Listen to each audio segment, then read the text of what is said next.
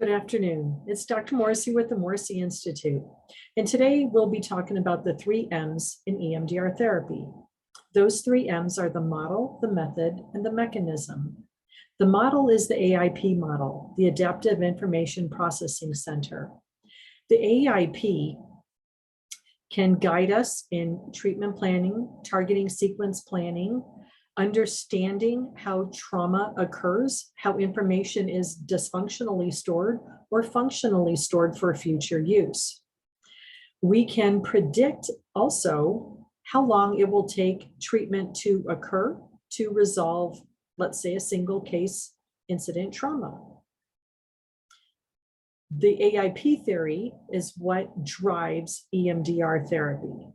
So when we look at theoretical orientations, the Aip technically should be a theoretical orientation because it's how we conceptualize how trauma occurs, how that has led to future choices people make because of the instances that people have had happen to them in their life. The method are the 8 phases. Phase 1, history taking. Phase 2, resourcing, preparing the client, right? Phase 3 is the assessment. Phase 4 is the desensitization part.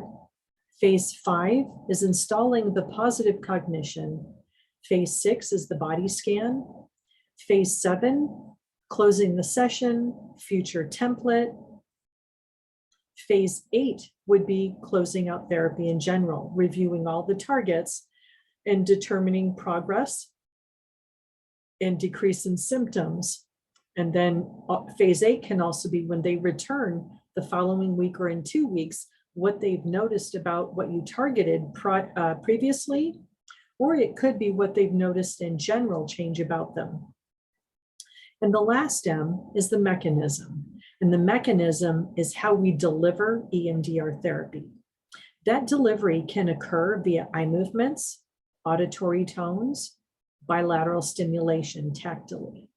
Okay, so it's how we do that. How do we sit? 2 ships in the night, right? We sit perpendicular, knee to knee, off-centered so that their vision is not obstructed. And you could do the eye movements over here, right? It's also the speed of the eye movements. Now, the speed isn't as fast as humanly possible because too fast can bring up too much information, and too slow, the client might be under-reporting.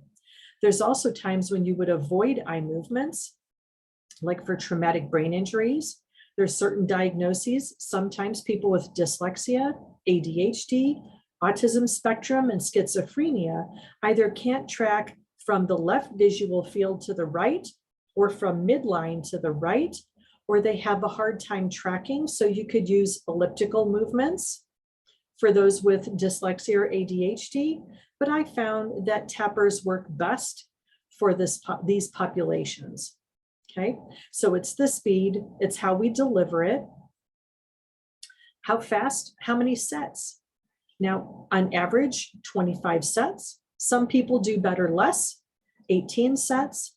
Some people need more. So again, that's an average. So we have the speed, the direction, the modality of, are we tapping? Are we listening? Are we watching? Okay. The 3 M's of EMDR, the model, the method, and the mechanism. Great way to remember these things and to help you use the correct terminology in your notes with clients to help them understand these things. And it's always something taught in basic training and is usually on the new assessment forms, at least for virtual EMDR therapy training. All right, those are the 3 M's. Stay tuned for the next 3's that will be coming up. Have a good one. If you like it, watch it, like it, subscribe, share it. Bye.